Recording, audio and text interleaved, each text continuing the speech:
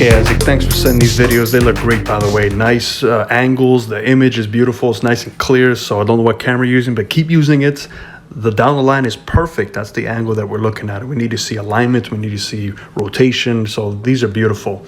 What I'm going to help you out with is basic fundamental work, because basic fundamentals really either accentuate your swing or they can kind of demolish it. And you do look very athletic, so you get away with a lot of things. And the problem with being athletic is the ability that athletes have that non-athletes don't have, and that is really good hand-eye coordination that can somehow find a way to hit the golf ball. Now remember, you can always hit the golf ball really well from any position. The problem is can you do it well from that position most of the time? Because golf is a game of misses. It's not really a game of good shots. It's how well you miss it. So I can imagine that your misses can be pretty extreme sometimes. So number one, we're going to look at your grip. Your grip is definitely on the stronger side, which affects the way the club face moves on the way back, which then also affects how you have to delay that release. Number two is your ball position, and ball position plays a huge part in that release point. So if you look at the red line at the top of your screen, I drew a line from the ball position straight up to the sky.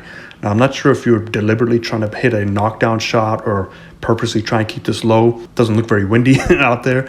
What I'm looking at is how this affects your impact, because that ball position does not move. What moves is you. So you can either make this work by moving off the golf ball to your right side, staying back there. You can fall back to your right side, which affects your rotation, but you increase your shoulder tilt, which is quite unusual. I see a lot of people move their whole body back to get that golf ball closer to the center of the chest.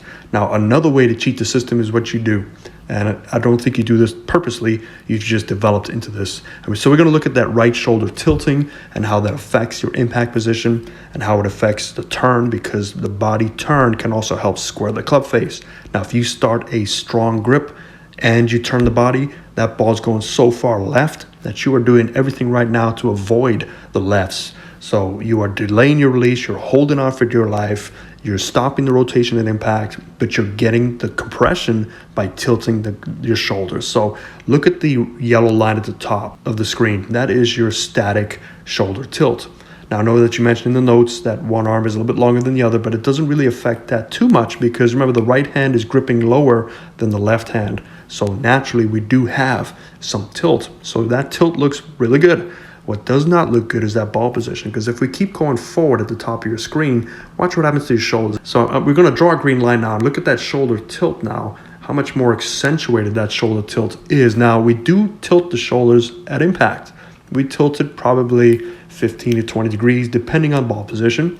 Bottom of the screen, we'll actually see how much more you increase your shoulder tilt, and you increase it about 35 degrees. Now, naturally, you want to increase the tilt.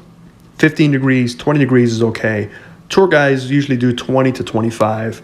Anything above 25, 30, that's cause for concern, because that's going to really put you in a position where you injure your lower back. Now remember, lower back is designed to support the upper back. The upper back is designed to rotate. So if you put extra tilting and rotation on the lower back, it's not designed to do that. Something will give eventually. And you're young enough now, we can get away with it. But pretty soon, as we age, it's going to make it a little bit harder for you, and you are prone for injuries. So first things, bottom of the screen, your setup, you can see your weight is a little bit too far behind you. So I see a lot of this lower body sticking out to the left side of that red line. So you want to feel like your weight is more towards your toes. If I draw your weight, I think right now your weight is sitting on your heels.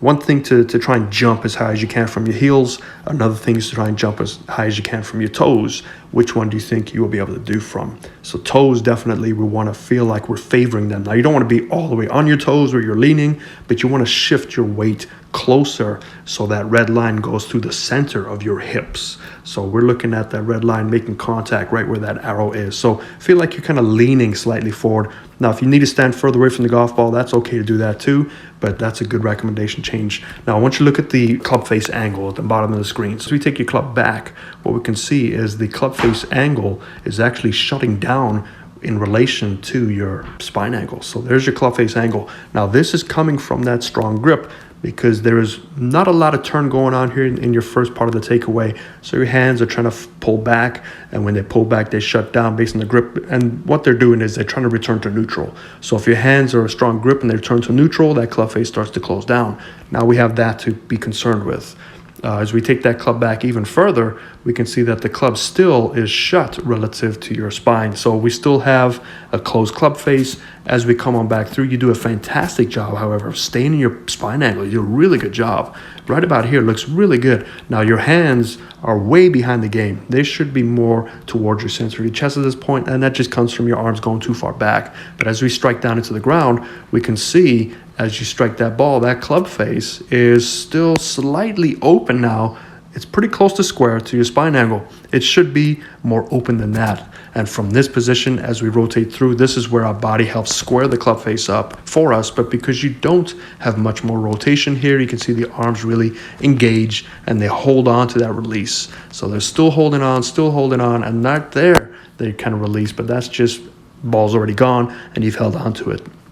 But what I want you to look at is let's look at the amount of shoulder tilt you have. So what we're going to do is draw a couple of angles here. So let's draw the first one. Is we're going to look at how much tilting you have. So it's about 40 degrees of tilt. 40 degrees of bend. So your shoulder bend, that means your angle from your shoulders to the ground. As we get it to the top of the swing, let's see what that is now. And we're going to draw it right about there. And we can see that that angle is 40, what is that? I got the number in my way. I think it's 43, 44. There's a big timestamp in my way there. So forgive me, but it looks pretty close. It doesn't look like you veer off too much. But let's take a look at impact. Let's undo those. So we went from 43 and let's go straight down to impact. And we're going to see how much tilt you have just past impact. There's that angle.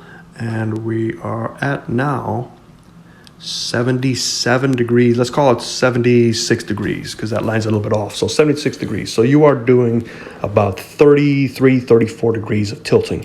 So you can see the tilting is not a good thing. The only reason you are tilting is because that ball position is off your right foot. It's almost off your right shoulder, right foot area. So you have to get your shoulder to tilt. And when you tilt your shoulders, your hands go lower to the ground quicker because that ball position is back there. If you did not tilt that much, you would top the ball, you would miss the ball. So you figured out a way to hit the golf ball by tilting. And your tilting is limiting your rotation on the way through, limiting your power, limiting your release. So here's the first lesson I want you to work on. So if we go back to the beginning, let's talk about your setup on the lower half. Let's see what's going on here. Let's clear up some of these lines. So, and we're going to pull the setup for this one at the top of your screen, and let's clear those lines out there. So we want you to put your ball position. So see that center of your chest? I want to see that ball. That's way too far back. Sorry, I got fat fingers here. So center of the chest right there. So it's not much, right? It's probably 2 or 3 golf ball positions, but at least there your golf ball is connected to the center. So you're always going to be connected. That's a little bit better for you. Now, as you take that club back, the key thing is now, I know we talked about tilting, I know we talked about rotation, all that stuff. The key thing for the first lesson is getting used to this new setup and what is going to happen to your swing as a result. What might first happen is you might chunk a lot of these just because your shoulder is used to dipping down. Go through those bad feelings of chunking. It's the only way your body needs to learn. Stay consistent with this new setup. So feet together, step, left and right foot must be equal distance. You need to feel like that ball position is more towards your left foot. Even if you come back with the next lesson and the ball position is towards your left foot, that's fine. That's a different position. It might help you not tilt as much, but I want to see what happens from there. Bottom of the screen, remember, get your weighting so that center of your heels is more in line with that hip joint. So you need to feel like your whole upper body is a little shifted over, which will bring your weighting towards the inside of your toes. Play with that. If you need a secondary swing thought for you, is you have to just feel like your body's turning more on the way back and turning more on the way through. Your arms and hands do go back a little bit too long because of lack of rotation. Don't worry about that. You can only think about 1 or 2 things. So there's a pre-swing thought and an in-swing thought. So pre-swing thought is something you can control. So that's your grip, alignment, setup, posture. So weaken the grip slightly. So both these pointing to the center of your chest. Put that ball position so it's in the center of your chest. Get the weighting towards your toes. That's your pre-swing thought. You can get that 10 out of 10 times because you can actually think about it and do it. in-swing thought you can probably get a few times out of 10 times. It just happens so fast. But your in-swing thought, once you set up, now it's like, okay, let me switch to my in-swing thought. My in-swing thought is only just to get the body to turn back and turn through more. Don't worry about the hands, don't worry about the tilting, nothing like that. Just turn and turn. So for your next submission, I just want you to do this for about a week if you can. I know it's kind of chilly where you are, but find a place, even in your room, if you want to do a couple swings. Just don't break any windows or anything. We're not covered by insurance in that. But just focus on the ball position and your setup changes, and then turn and turn, turn and turn. And I'd love to see what the results are without even addressing the tilting. And we'll see what that happens. And if we need some swing thoughts to help the tilting, we'll definitely address that when it occurs. But it's hard to kind of think about what's going to happen without doing this first step first. So I hope that helps you. Let me know in the chat box if you need some clarification.